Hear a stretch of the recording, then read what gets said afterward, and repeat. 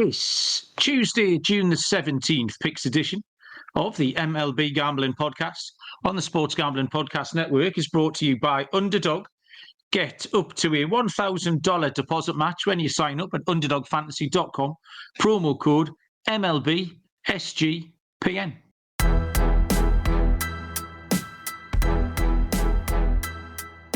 Welcome, everybody, to the MLB Gambling Podcast on the Sports Gambling Podcast Network. My name is Malcolm Bamford, coming to you from Newcastle upon Tyne in the northeast of England. Today is Monday, June the 16th. We are here to handicap a full slate, 15 games of MLB action for Tuesday, June the 17th. Joining me from somewhere in North Carolina is Mr. Lonte Smith. Lonte, how are you doing, man? Doing better than the Yankees, man, but I'm doing all right. But yeah, I'm ready to go. Got some bounce back stuff to do, but yeah, I'm doing good, man. I hope you are. You have a good Father's Day? Yes, it was all right. I got a plant pot. I mean, so nothing if not exciting, Lonte. I was a plant pot and a mildly offensive birthday card. Not a birthday card, a mildly offensive Father's Day card. The sentiment was fine off the boy, but he did a drawing in it, and it was quite an offensive drawing because I'm not that fat. But yeah, we'll say I put the picture on Twitter. So if you want to have a look at how Bob sees me, yeah, that was interesting. The big question, Lonte, is how much FIFA Club World Cup knowledge have you accrued in the 7 days since we talked last week? You haven't tried it all, have you? I've got zero, man. I've got zero. I was tied up in basketball stuff, and yeah, just I hadn't had a chance to. But there's still time, though, right? Well, there's plenty of time, mate. Yeah, we're only on day 3, I think. Goes on till the middle of July. You've got another 3.5 weeks, so don't think I'm going to forget. Because next Monday, you need to come armed with some stuff. I'm going to be brushed up on some stuff. I want you to absolutely blow my head off next week, Lonte. So there's your challenge. Homework. Give you some homework. Aaron has joined us in the chat along with Chrissy. Welcome along, folks. Nice to have you here. If you are in the chat and you want to say hello, by all means, do that. I think, Lonte, apart from the football, we have to mention the Rafael Devers trade. I was scratching my head. I thought I was still asleep this morning. I don't know what time of night or day this happened, because it hadn't happened when I went to bed. So I don't know if whoever did the show last night or if Adam and Scott on the Propcast. I think Scott did the Propcast by himself today, actually. So I don't know if they've covered it, but absolute head scratcher for me, Lonte. Yeah. What did you think?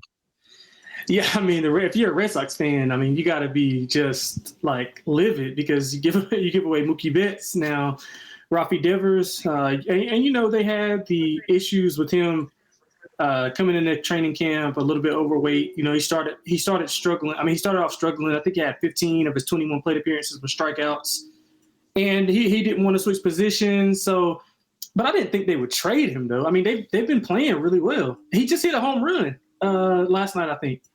So, yeah, it's a head scratcher for me too. I mean, I guess he just wanted to not, get the locker room poisonous or whatever the case may be and get off his contract. But man, that is rough if you're a Red Sox fan. Absolutely. I mean, they haven't been very good. They haven't just swept the Yankees, which is always fun if you're a Red Sox fan. They've been on a little winning streak. They've got back above 500 for the first time in a little while. But they just made a mess of the entire thing, didn't they? From when the Bregman trade, everyone knew they were after a big bat. We knew that wasn't a secret. They needed it. But there was just something off in our preview shows. We talked about Bregman playing second, Devers at third, Devers going to first, Devers going to the outfield, Devers DHing. And it just something was wrong. And every time they interview Devers, now you never get... The one thing you don't get with Devers is because he speaks Spanish when they interview him. You don't get the nuance, maybe, of how he's saying it. Do you know what I mean? Yeah, I do. It just wasn't like there was something wrong with that. So, I mean, there you go. It's done. Chrissy is a Boston fan. He says he's confused, which I think there's several other emotions you could be worse than confused, Chrissy. So, I mean, Boston just demonstrated again They are terrible at selling the best players. Chris Sale, Mookie Betts, they got fuck all back for any of them. I don't mind some of the players. I mean, Kyle Harrison's all right. Yeah, he's okay. Yeah, Joe Nix is all right. Yeah, he's okay. You know, Tibbs might be all right. I don't know. I think the one thing that sort of Boston have now said is this new team, they've got the new players, Roman Anthony, etc. This is going to be the way forward now. So they've drawn a line in the sand and they're going to go forward with this new team. So good luck to them. Great news for the Giants, I think. Absolutely. At the end of the day, they've just signed a top-class player. That's all. Yeah. Hats off to Buster Posey. Buster Posey being the Pobo there, this is like my first dip into players that I knew becoming like administrators. Because I haven't got that history that you've got. I see it all the time in football. Like old players. Basketball too. We talked about Dave Roberts. Well, I watched that Netflix documentary, and now I see Dave Roberts managing the Dodgers, and I saw him playing in Aaron Boone playing in that documentary. But this is my first. Buster Posey's my first one. So it's been quite. I've quite enjoyed that. But what a great job he's done. And he's just thought, fuck it, let's have a go. And it's a fan. That's absolutely all you want. I think it's great news for my 50-1 Giants ticket. And then I'm 25-1. So I mean, they've halved in price. It definitely moves the needle. They're not far behind at all. So yeah, interesting stuff. Definitely, we'll see how that pans out going forward. The only other thing I wanted to mention was the AL Central, just because I was having a look at the standings generally today. And is there any chance of you winning a game, lads? We've got the Tigers on a 2-game losing streak. We've got the Twins on a 4-game losing streak. The Guardians, 3-game losing streak. The Royals, a 6-game losing streak, who have now made their way all the way down to 4th. And the White Sox are on a 5-game losing streak. So no one's bothered. We've all just had the week off. The AL Central has had the week off, which is a lovely position to be in, you know. It must be nice just to phone it in for the week. Fuck it, we're not bothered. I'm very sweary tonight. More swears tonight than I've done all month. I apologise for that. Trev's joined us. TVDBJ is in the chat. Trev, how are you doing? Right, okay. Full slate tomorrow. The first 13 games are on the card. The last 2, the late night West Coast games, aren't as yet. So we will do our very best. Let me point you towards the college experience with Colby and Moneyline Mac. Really good fun show. I have no idea what they're talking about. But I absolutely love every bit of it. They do FBS college previews for every team. It's like 117 teams. It's insane. So go and listen to that. We will start the Tuesday card with, let me just get my page back up from the standings. No baseball tomorrow. 6:10 Eastern first pitch is the Philadelphia Phillies at the Miami Marlins. We have left-handed pitcher Jesus Luzardo for the Phillies. Cal Quantrill will go for Miami. Philly -210, Miami +175, and a total of 8. Luzardo, quite tricky to read. Faded him last time. He'd given up 20 runs in 2 starts. And then he did okay, which was annoying from my point of view. Miami have just put up their second 3-game winning streak of the season. Quantrill's last 7 starts have been all right, steady. 2 or 3 earned runs in all of them. But I just don't think he's faced much opposition. He faced the Rockies, the Pirates, the Marlins. Sorry, not the Angels. He faced the Giants when the Giants couldn't hit anything. So Miami are not in bad form, but I do want to take them out. And I wanted to take Luzardo out because he's just all over the place. Philly have won 4 games in a row, scored 29 runs in that span. I think they can get to Quantrill here. The total's low, which means the Philly team total will be low. So I'll take a Philly team total on tape, please. Yeah, I mean, we're starting off on the right foot. That was my play as well. I like the team total over. If you look at Quantrill, you rattled off some impressive numbers. He's allowed 7 earned in 3 1/3 versus Philly in the April series. He was inefficient. He took 89 pitches to get through that 3 1/3. So Philly's bats really came alive. I think they're getting a little bit more comfortable. They took 2 of 3 at home in April. They're 500 in the last 10. You talk about their winning streak. They had 7+ runs in all 3 of those games. They have lost 4 straight on the road. I think this is a good series to kind of get their offense going, get some confidence on the road. Marlins in high. I mean, they're back from a 3 straight road series. So they were 5-4 in that span. So they're okay. They've been trending okay. I thought they played really well this weekend. Cost me some money actually, but I do think Luzardo will go well here. He's had double-digit Ks in 3 of his last 5. He switched his mechanics up. They said after you said allowing that 20 those 20 earned in his 2 starts, but he had a good bounce back start, 1 earned versus an elite Cubs offense. So I think he'll be fine. I don't really trust Miami to get anything off of him. That's why I was going with the team total. So I completely agree. We get all 9 at bats. I think we can get over a total of 8. I'm guessing their team total would be what, 3.5, 4.5, maybe 4. I don't know. Push it 4. Yeah, maybe 4 juiced, but I like that over. I think they could score. I think they could score 6-7 runs here. Okay, solid start with the team ride on the Phillies. 6:40 Eastern, first pitch. The Pittsburgh Pirates are at the Detroit Tigers. Left-handed pitcher Bailey Falter for Pittsburgh, and Casey Mize will go for Detroit. $2 favourites here, the Tigers, plus 165. Pittsburgh total Lonte 8.5. Yeah, I thought it was a little bit rich. 200 is a little bit rich and not what I wanted to lay. I probably would prefer, Pittsburgh at this price. I mean, they're 6-4 in their last 10. They're playing really well. They lost 4 straight 1-run games, so they've been okay. The thing that kind of put me off and why I'm not completely confident in it is because they struggle on the road. They're hitting under 210 on the road, 2.9 runs per 9, so they're not really getting a ton of production from that offense. And Falter's allowed 2 or less in 7 of his last 8. 0 earned runs in his last 10 innings pitched on the road. So he's going well. It's just do I trust their offense to get anything? Because Detroit's really good at home. They're about 270 versus lefties. 5 of Mize's last 6 starts have been on the road. So he's coming back home where you can get a little bit more comfortable. He has had a high hit rate over his last few games.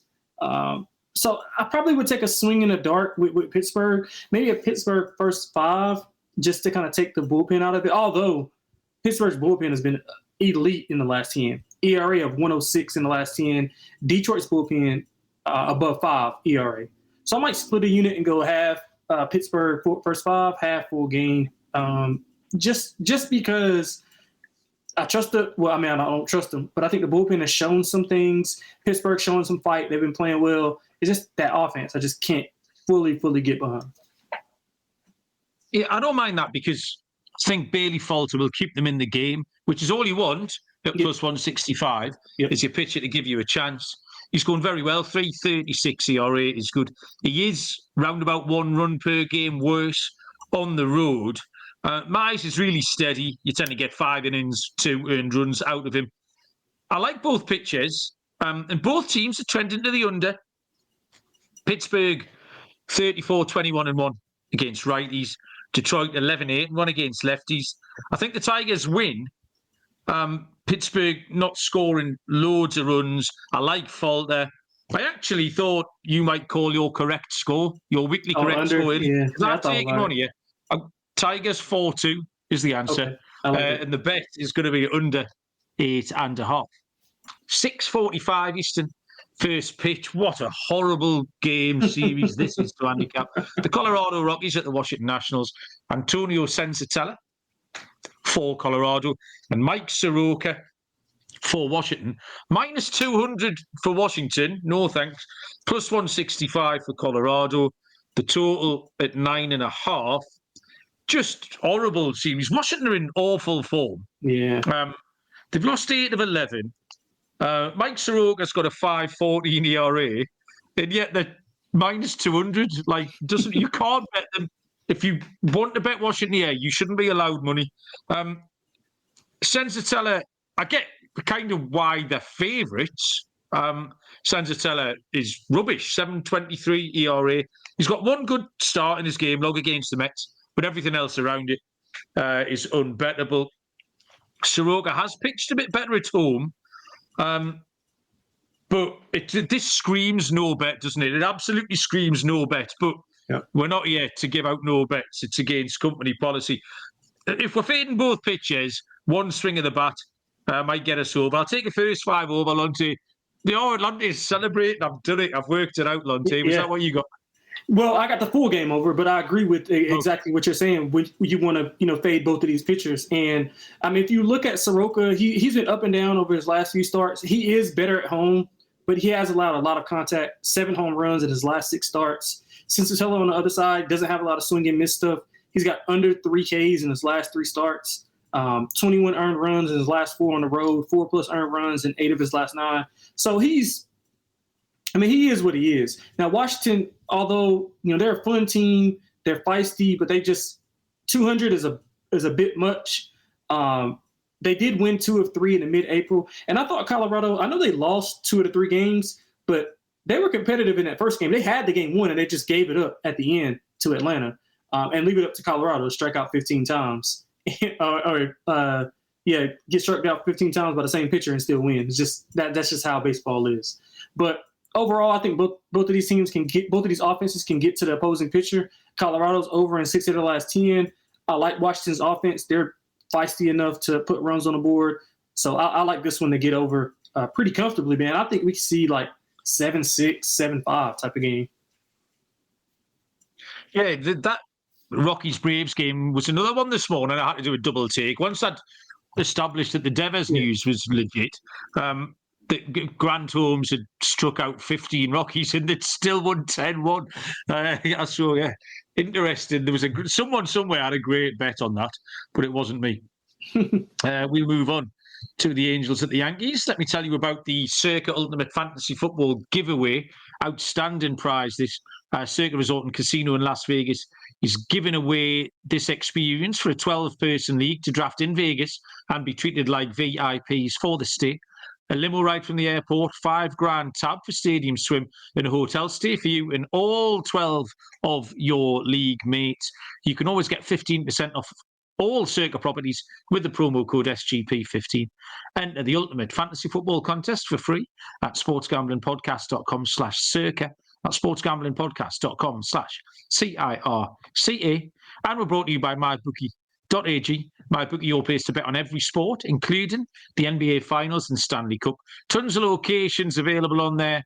Crypto payouts are rapid. Head to MyBookie.ag with the promo code SGPN for a 100% deposit match up to $1,000. T's and C's apply. That's MyBookie.ag, promo code SGPN. 7:05 Eastern first pitch. The LA Angels at the New York Yankees. Kyle Hendricks for the Angels. Will Warren for the Yankees. -245 New York. +200 for the Angels. Total at 9. This is another one. -245 with Will Warren. Lonte. It's not hugely appealing, no?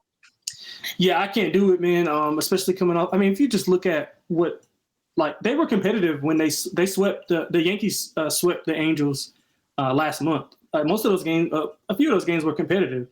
They were swept by Boston after sweeping Kansas City. It's pretty much telling. I mean, they scored 4 combined runs versus Boston. They scored 17 versus Kansas City. So obviously the offense kind of wasn't what it was in Kansas City as it was in Boston. I mean, obviously the pitching, I think Boston and Kansas City's pitching is about the same to me. I don't think it's a huge difference. I know the Yankees get Stanton back in the lineup, but I don't know how effective he'll be. Warren's coming off, 5 2/3 scoreless. He's been somewhat up and down. I'm on a roller coaster ride with Warren. Like, I didn't like him starting off, and then I was like, oh, okay, maybe he's coming around. And then now I'm just like, all right, well, maybe my first opinion was bad. Well, it was good. But the Angels, I mean, I can't trust them either. I mean, they're 500 in the last 10. They were swept by Baltimore this weekend. Hendricks has an extremely high hit rate, and that's not good against the Yankees, despite their offensive woes. But they'll hit the ball better at home. Hendricks also has allowed 4+ earned runs in 4 of his last 5 starts on the road. I'm gonna have to take the Yankee team total over. I don't want to touch that price. I think 240 is a bit much, but I don't trust it enough to go again. I don't trust the Angels enough to bet on them. So I'll take the team total over for the Yankees. The first 4 games, big price favourites here.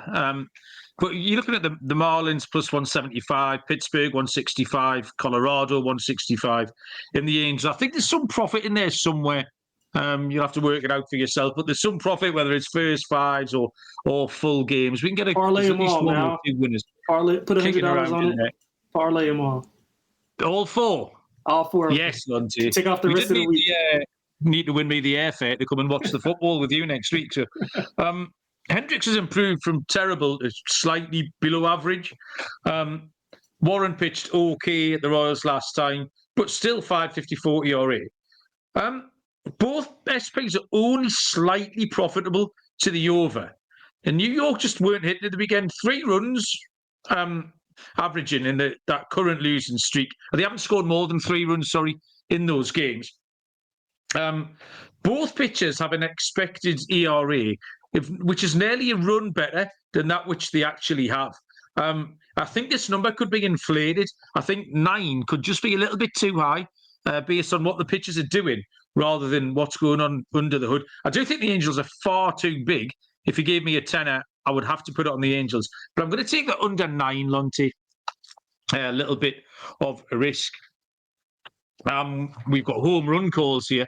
Rubric Ocean has joined us and has given us James Woods for the Nationals, and Aaron wants Zach Neto for the LA Angels in that game in Yankee Stadium.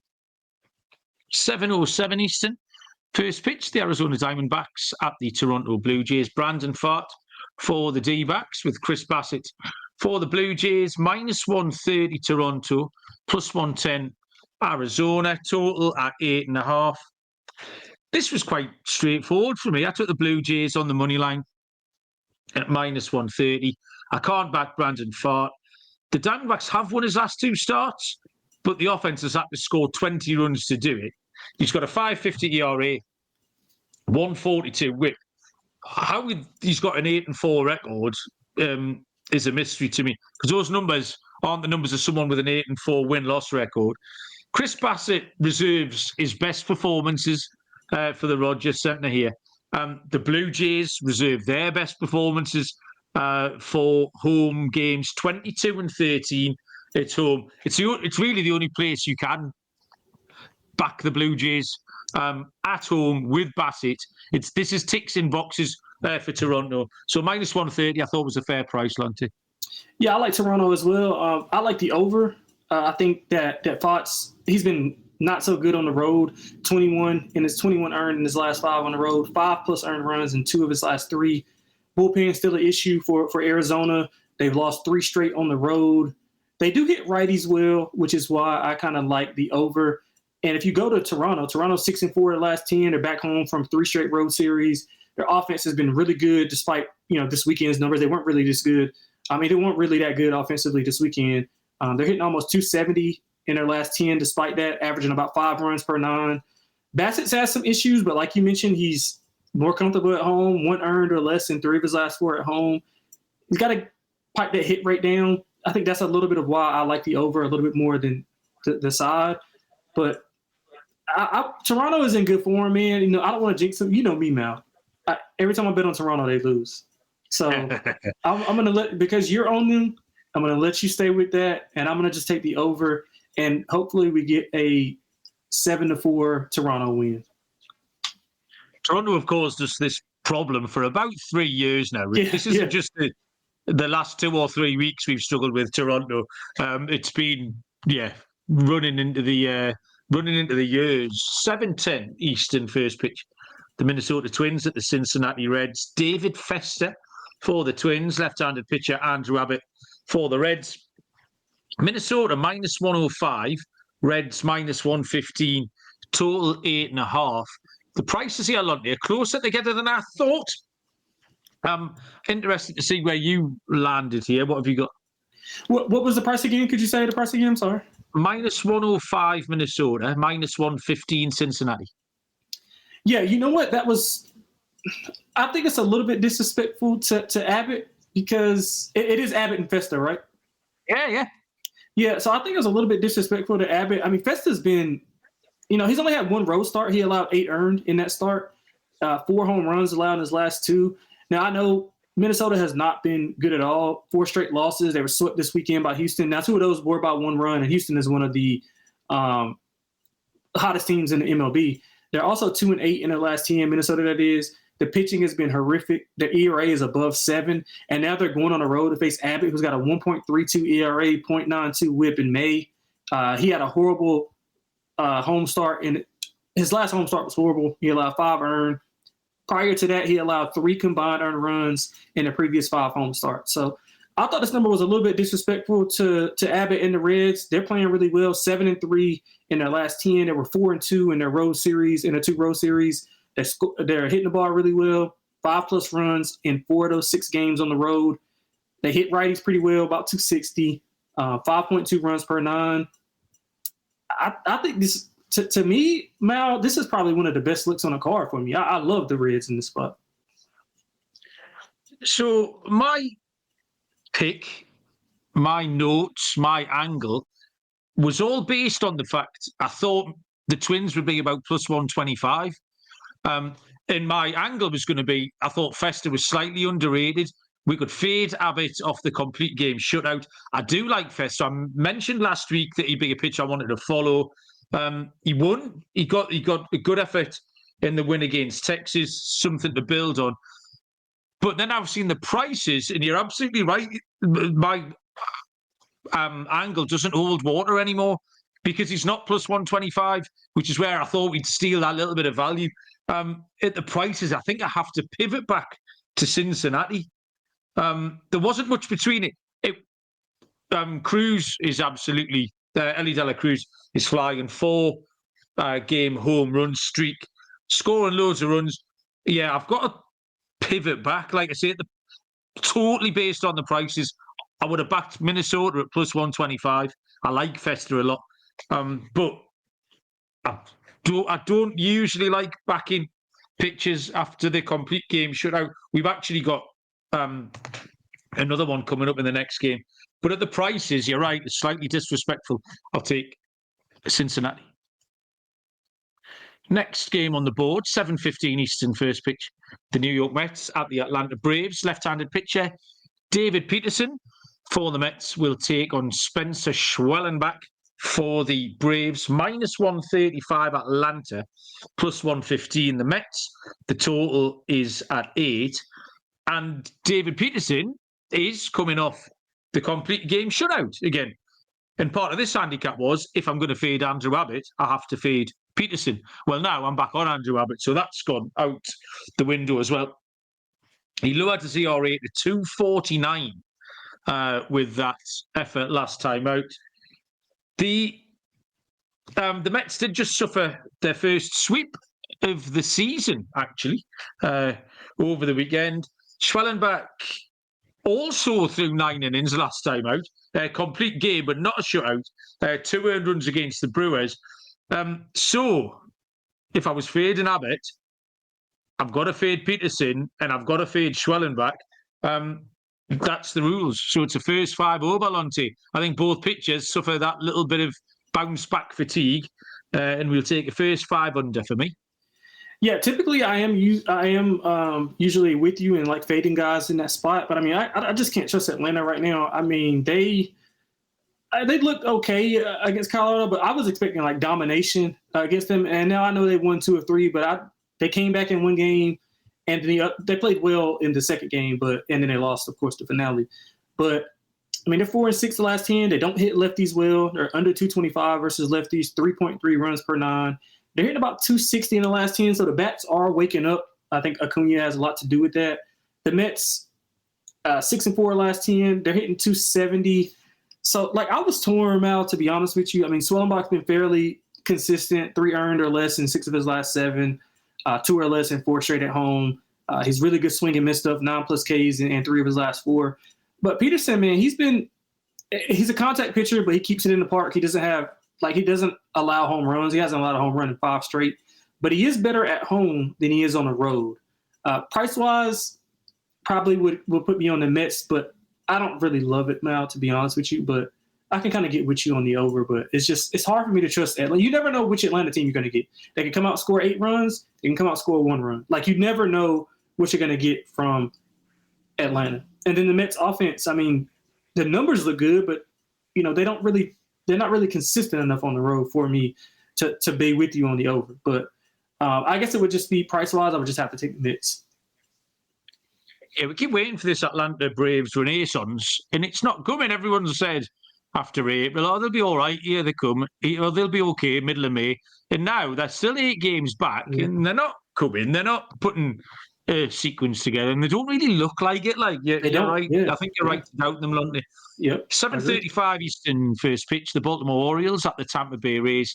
Dean Kramer for the O's. For the Rays, it will be Zach Littell. Minus 130 Tampa Bay. Plus 110. Baltimore, the total is at 9. I will give Lonte a little bit of tout in here. Probably either 2 Mondays or maybe 3 Mondays ago, you wanted to be on Baltimore. You said they were going to have a good month, Lonte. They've won 15 of 23 since you said that. So, yeah, great trend to be on. Good spot. So give us a winner here. Yeah, and unfortunately, I like Tampa as well, and Tampa's been really, really hot. I think it's a good sell high spot for Tampa, so I'm going to be on Baltimore here. Both pitchers are somewhat erratic. I like the over as well. If you look at Baltimore, 6-4 in the last 10. They've won 4 of the last 5. It's just Kramer's been kind of up and down. He has a high hit rate, 4+ earned runs in 4 of his last 6 starts. High hit rate, but if you look on the other side, Littell leads the MLB in home runs allowed with 21. He's allowed 7 in his last 3. He also has a high hit rate. He doesn't walk guys, so he allows a lot of contact. He does pitch better at home. And Tampa's offense overall is better. But it's just something about Baltimore, man, that they're just been a ball-on team for me. Tampa's been a ball-on team for me as well. I was on them a couple of times this week against the Mets. They were 4-2 on that road trip. They had that good weekend. They scored 24 runs in that series. I think that was pretty good. So I love the over. I like Baltimore. I'll keep it there. I love the over. I like Baltimore. So I would probably put a unit on the over, maybe a quarter of a unit, third of a unit on Baltimore on the number. We shouted out Baltimore's record there. Tampa Bay, 18 of 24. Come from nowhere, Tampa Bay again. Well, I think Mal just he's paying me back for last Monday when I think I went off on him. So I'm not sure what his thoughts were, but yeah, I like the over. Over is a pretty good look on the car for me. Oh, Mal's back. I have no idea then. I got a little message saying connection interrupted, and I just assumed it was you because it was you last week. Yeah. Look, I was just saying. I was like Mal's paying me back for last week. Yeah, it turns out it was me. So I've been talking to myself. Anyway, the answer is Tampa Bay. He's got a good career record against the O's. He has pitched well in this little park. And the Rays are hot, really, really hot. It's a good spot for them here. Minus 130. I will take the Tampa Bay Rays. Apologies for dropping out there. Hopefully that hasn't happened for months and months. I don't know what it is. Weird weather, possibly. Underdog Pick'em is going long for the NBA Finals. Their extender bonus, hopping game 1. And the longer the series goes, the bigger the bonus. Use our code SGPN or MLB SGPN for a special pick and first-time deposit offer up to $1,000 in bonus credits. UnderdogFantasy.com, promo code MLB SGPN. And you've heard us talk about Rhythm a lot here. They've just dropped a really nice new feature called Power Trends. Bit of a game changer, this. AI-detected patterns where Rhythm's model has consistently won and has a high ROI. For example, a strikeout prop that wins 59% of the time when the line and win probability hit a certain range. Download the Rhythm app, check out Power Trends, and start betting smarter. Get your 7-day free trial, sportsgamblingpodcast.com/RITHMM. My connection's not very strong, Lonte. I don't know why. So if I do disappear, you are on. Oh, yeah, you sound fine right now. So you're good. In the meantime, 7:40 Eastern first pitch, St. Louis Cardinals at the Chicago White Sox. Matthew Liberatore, left-handed pitcher for the Cardinals. It's Shane Smith Day. Woohoo! For the Chicago White Sox. Plus 130, the White Sox. Minus 155, St. Louis. The total here is 8. The Monday shows appear to be sponsored by Chicago White Sox First Five when Shane Smith's on the mound. We hit it last week. I think it was on the Tuesday night, maybe. You messaged me. I woke up to a message off you with a big Shane Smith First Five. Libby has been rocked last twice, 12 earned runs in 2 run line defeats for the Cardinals. Shane Smith got the win outright last time, not just the First Five, a 4-2 win against Houston. Plus 146 was his price that day. 3 money line wins in a row now for the White Sox under Smith. And like I say, this show is sponsored by the same pick every week. White Sox First Five again, Lonte. If it's not broke, don't fix it. You agree? Completely agree, man. You can't get away from it. I mean, St. Louis is not playing well at all. I mean, they dropped a couple of games at home, and they've generally been better at home. They're 3-7 of the last 10. Smith has been really good, 1 earned in his last 2 starts. He's yet to allow over 3 runs this year. 4 combined earned runs in his last 4 home starts. He's been really good. Chicago's they're 4-6 in the last 10. Half of those losses have been by 1 run. So they've been competitive. They've won 3 of the last 4 at home. Liberators, okay. His hit rate is a bit up. I can see Chicago getting to him a little bit early, man. So I think I like Chicago First Five. I like Chicago full game. But let's put a full unit on that First Five because of Smith being so dominant early on. So let's do it. When I just said that my internet connection was really bad, I was actually looking at the volume on my computer. I'm so bad at shit like this.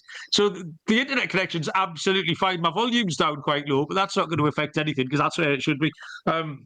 Yeah, just a little window into my world, trying to get through in the modern world, Lonte. Not very good. Next up, 8:05 Eastern. First pitch, the Kansas City Royals at the Texas Rangers. Seth Lugo for the Royals and Jack Leiter for the Rangers. -125 Texas, plus 105 Kansas City. Total, Lonte, is 8.5. Yeah, first of all, total looks too big. I know Texas has been hitting the ball pretty well, about 265 last 10, 5.5 runs per 9. But if you were to look at it, they had that one big game where I think they scored maybe like 16 runs, I think, maybe 15 or 16 runs. But I just don't think they'll be able to sustain that level of, obviously, of offense. But I think they'll, go back down to maybe like 3 or 4 runs. Kansas City's been horrible, man. They were swept in back-to-back series versus the Yankees and the Athletics. They're 2-8 the last 10. They scored a combined 11 runs in those 6 games. All of those were at home. They do hit the ball better on the road, but just because they're hitting don't mean they're scoring. If you look at their numbers, 251 they're hitting the last 10, but only 2.8 runs per 9. So I think this is a perfect spot for an under. Leiter's had some walk issues. He's been steady, solid at home. Lugo's pretty good, 2 earned or less in 5 of his last 7. He's been decent on the road. Coin flip type of game, low scoring. I think we get a 3-2 game now. I would probably go with Kansas with Texas at home, but I don't really love it. I love the under though. Kansas City are really hard to bet at the moment. They've lost 6 in a row. Yep. They're now 4 games under 500. And one of the huge red flags, 2 dreaded words, Lonte, players meeting. When you hear that, you always think, oh, no. Like, what are they saying in there? All right, lads, can we be a bit less shit tomorrow? I don't just, get the point of the players meeting. It's just one of the... I might be wrong. Do you know what I mean? I'm not a professional athlete, Lonte. Anyway, I'm not buying that. Lugo's pitching okay, but Kansas City lost his last 4 starts. 3 of those, Lugo went off at minus money, 1 at plus 110. He's proven expensive to follow, is the key there.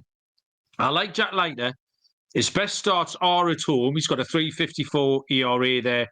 And he's 7-3-1 straight up in the first 5. I love that.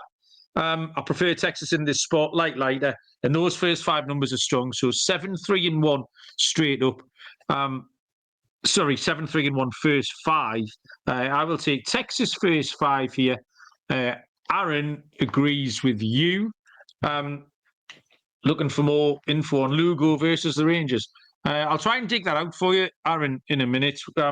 We'll get to 8:05 Eastern first pitch between the Milwaukee Brewers and the Chicago Cubs, where Chad Patrick will go for the Brewers.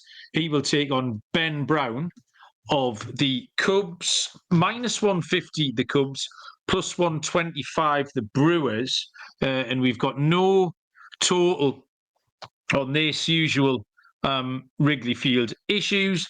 Chad Patrick had a bad start last time. I think I talked him up, actually, and he didn't go very well. It was his first bad start for a while. He is round about 1 run per game worse on the road.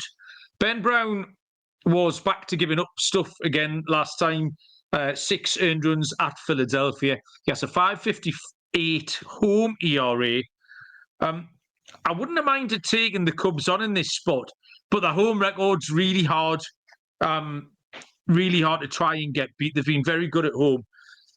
I tentatively took an over, but obviously that was a fade of both pitchers, really. Weather, total, all that sort of stuff permitting. But I would like to fade both pitchers. So given, if there's not an extreme of weather, I think we can see some runs in this one, Lonte. Yeah, I struggle with this one, Mal. I'm not going to lie. I struggle similarly to what you have been, to what you broke down.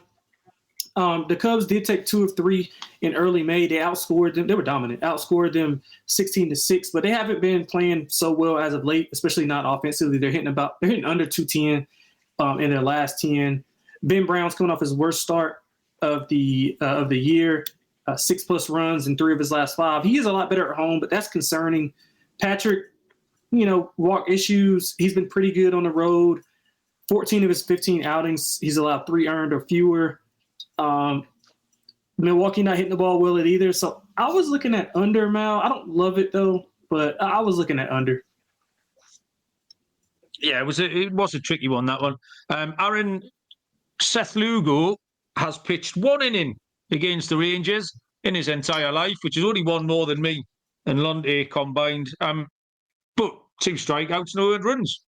It's not to like about any of that. So yeah, no body of evidence there for Seth Lugo against the Rangers, Aaron. Trevor's Brewers need this series, he tells us. I think they can be competitive. I wouldn't mind the Brewers tomorrow.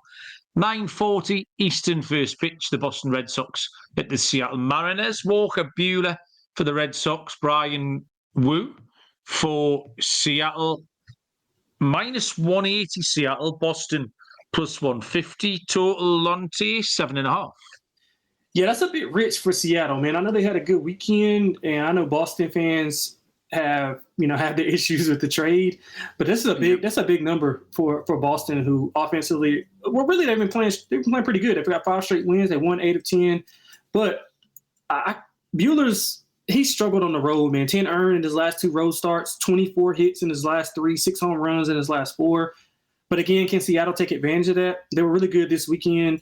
They allowed 5 combined runs in that sweep of Cleveland. So I thought they were really well. But Wu's not been as sharp either. 9 earned in his last 2, 6 home runs in his last 3, 2 earned in 6 innings pitched, 8 Ks versus Boston in his April start. So I'm looking at an over, Mal, with both of these pitchers in bad form. But I would probably go with Boston if I had to. But over in Boston sounds like a good little parlay piece if you want to put that together. But I think both offenses can be okay, just prevalent on what the pitchers have been going through lately. So give me over, and I'll take Boston as well. Yeah, this is kind of counterintuitive because you've got a team here in Boston on a 5-game winning streak. They won 8 out of 10. They've just beaten their fierce rival. So nominally on a high, and not the sort of team you want to get in front of. But I just don't know how they're going to react to this Devers thing. So it will be interesting to see whether the young guys come together, whether there's any leadership in there, whether they're good enough, as obvious as it sounds.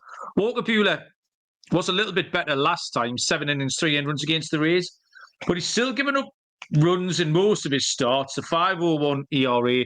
Crucially, as you pointed out, 7.43 on the road. But Wu's been really poor, 2 in a row now. His June ERA is up at 6.75.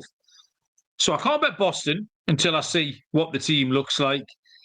Brian Wu is good at home, but in poor form, and both are strong to the first 5 over. Buehler 7-3-1, Wu 8-4-1. In fact, we followed that trend with Wu last week, and it hit again.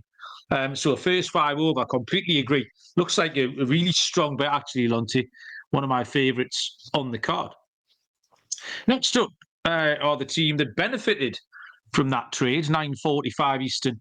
The Cleveland Guardians are at the San Francisco Giants. Slate Ciccone for the Guardians, left-handed pitcher Robbie Ray for the Giants, -180 San Francisco, +135 Cleveland, with a total of 7. Just out of interest, Boston go into San Francisco next weekend, so that should be fun and games. Oh, wow, that's crazy. That's crazy. Yeah, everyone having a lovely time there. Ciccone pitched in that Andrew Abbott game last week, in that shutout game. And he did all right. He struck out 8 Reds, 5 innings, 1 earned run. He's pitched quite well recently. Cleveland stunk. We mentioned at the top of the show that they've lost 8 of their last 10. Robbie Ray's just been brilliant, especially at home. They get a clubhouse boost as well, which I'm going to give some weight to for this trade. Cleveland in terrible form. This is a great spot for the Giants. Love it. Giants run line. I mean, -180 is not a bad parlay piece if you want to, if you're putting a 2 or 3 teamer together. But I like the Giants on the run line, Lonte. Really strong on them here. Yeah, I like them as well. I really like the under as well. Ciccone, he pitched okay. He's pitched really well in his last 2 starts, 3 earned combined. He's decent on the road. Cleveland, they're not really good versus lefties, under 230. They're like reeling right now. They've lost 8 of 10. San Francisco's trending up. Obviously, the trade is going to bring new life in them. Ray's been untouchable pretty much at home. 1 home run allowed in his last 9 starts. So he's seeing everything pretty good. 2 earned or less in 5 straight. Yeah, I think this is a home run for San Francisco. I like the under as well. I think San Francisco will go well. Maybe they win it 5-1, 5-2, something like that. But I do think that San Francisco is going to be a superior team. I think they're going to have a really good series, especially with the Devers deal. That's going to bring life into that organization for sure. Yeah, absolutely. That was the last game that we can give you odds on. We've got 2 more games to have a little look at here. 10:05 Eastern first pitch. We have 2 TBD starting pitchers here between the Houston Astros and the Athletics. I've had pitchers all day. I don't know if you agree with me, Lonte, that it will be Ryan Gusto for Houston and JP Sears. Yep, that's the 2 I got. Yep. Who? That's the 2 I got. I got Gusto and Sears. Yep. Gusto was very steady. I handicapped him last week against the White Sox, and I handicapped him really badly. That was a mistake on my part against the White Sox. Max 3 earned runs in his last 5 starts. JPC has just been really wobbly. 5.08 ERA. That's up to 6 when you get into Sacramento, where he'll be pitching tomorrow. Houston are on a 5-game winning streak, 8-2 in their last 10. And very quietly, Houston have accumulated a 4.5-game lead in that division. I really haven't taken much notice of Houston at all. And when I saw the standings, they're like, oh, they've done that under the radar. And the A's at home are terrible, 12-23. I was surprised at the short price of Gusto last week, and that's why I faded him. I'm not going to make the same mistake, but I don't know what price he'll be here. But I do think Houston win, Lonte. Yeah, I agree. I mean, Gusto's a North Carolina guy, man. He's from Charlotte, so I'm rooting for him. He's been really good. He's since allowing 7 earned to Kansas City mid-May. He's not allowed over 3 in his last 5. He's pitched extremely well lately. Houston's been really good, 5 straight wins. They won 8 of 10. They actually swept the A's in a 2-game set late May. 18-4 was the score. Sears, 10 combined in his last 2 home starts, 4+ earned in 4 of his last 6. So, I mean, they're coming off a series sweep at Kansas City, so that's going to, give them some confidence. But again, I think Houston is just superior. I think they're doing that Houston Astros thing where is the run over and then they suddenly just ascend up, and then they'll make a move or 2 before the deadline and they'll be back into the pennant race. So I'm pretty sure I'll be on Houston, like run line, maybe their team total over as well. Nathan's joined us in the chat. Nathan, welcome along. Nice to have you here. Final game, 10:10 Cowboy time, Eastern first pitch. The San Diego Padres at the LA Dodgers. Randy Vasquez is confirmed for the Padres. The Dodgers are TBD. Nominally, Justin Robleski, I believe. Actually, I'm just going to cut off there with because we've just handicapped Ryan Gusto, and Aaron's pointed out that he's going to pitch on Monday.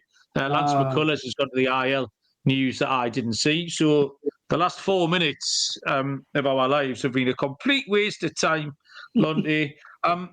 Justin Robleski nominally for the Dodgers. Shohei Ohtani pitches on Monday for LA. So I think depending on how long he goes, which bullpen pieces are used for the Dodgers, how many and for what length of time, depends whether Robleski goes or they'll do something else tomorrow. That's why this is all in a little bit of a state of flux. The Padres going along okay. Tatis had a really good weekend, 8 for 13 at the weekend, Fernando Tatis. If you want some hitting props there, they did lose Jackson Merrill to the 7-day concussion IL.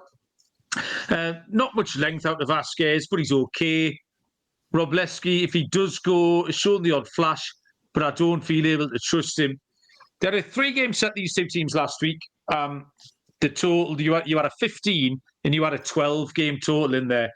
I think it's probably best just to let the two offenses slap around the 2 pitchers is the most likely outcome in this, Lonte. So I don't know what the total will be, but I think we'll see runs. If it's, Robleski or, anyway, runs is the answer, Lonte. Yeah, I kind of agree with that. Although Vasquez has been pretty good, he pitched well versus the Dodgers, and I think they faced each other maybe like 2 or 3 weeks ago. He allowed 1 earned in 4 2/3, so he was okay. But I do think that I just think that the runs are going to be like there.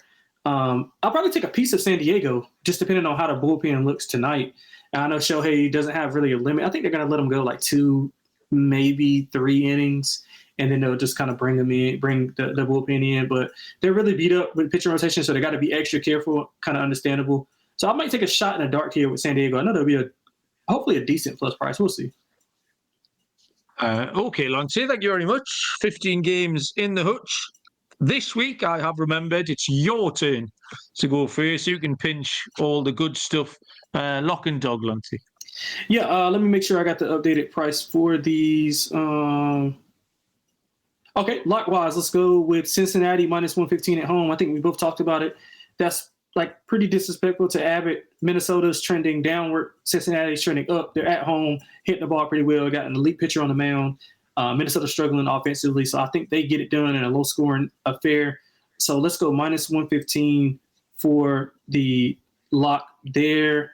For the dog, let's go with – I'm trying to just make sure I got updated prices, Mal. Let's go with the White Sox, Mal. Full game White Sox. I think they'll be feisty here. I just – it's always the bullpen with the White Sox, and you never really know what to expect. It's hard to give out a first 5, obviously, because they don't have the first 5 listed as of yet, at least not to my knowledge. So I think the White Sox can hang around. They've won 3 or 4 at home. St. Louis is struggling. Liberators hit rates up. So I like the White Sox to get it done at home tomorrow.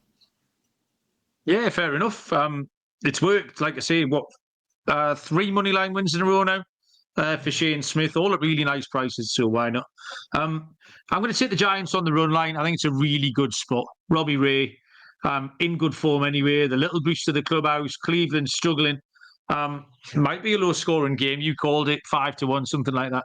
But the Giants run line, underdog, I think there's 7 money line underdogs I could choose from here. The big ones at the start, I don't mind. There's definitely a winner in there. Marlins, Pirates, Rockies, Angels. I don't mind the Red Sox at a price. And even the Brewers, I think, could go and win in Chicago.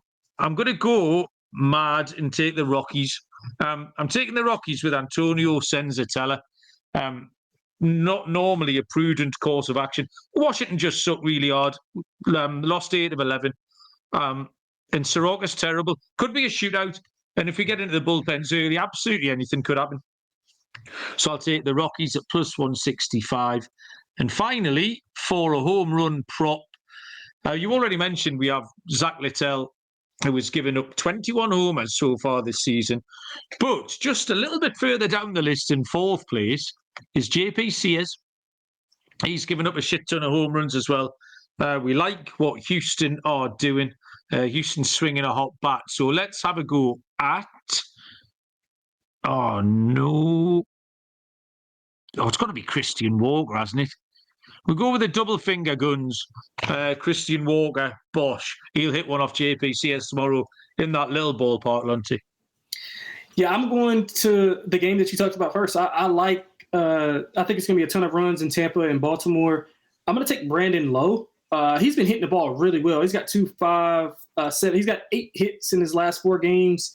He has not hit a home run since June 7th. I think he can get one off Kramer tomorrow. I think we'll see a ton of runs. I think we'll see a ton of home runs. This is a good game, I think, to maybe not parlay, but maybe round robin some guys with total bases, with home runs, different things like that, because I think we do see a high scoring game here. So I like Brandon Lowe to hit one tomorrow. Nice, Lonte. That was a beautiful 1 hour of MLB handicap, and I enjoyed all of that. Right this second, Boca Juniors and Benfica have just kicked off in the football, Lonte. So get that on the telly immediately. I'll be asking questions tomorrow. Cheers, everybody. Thank you, everyone who joined us in the chat. Was live and kicking. Really appreciate it. Good luck with your Monday bets. Enjoy Shohei pitching. Enjoy Rafael Devers hitting. We'll be back tomorrow. Until then, we will see you all down the road. Cheers.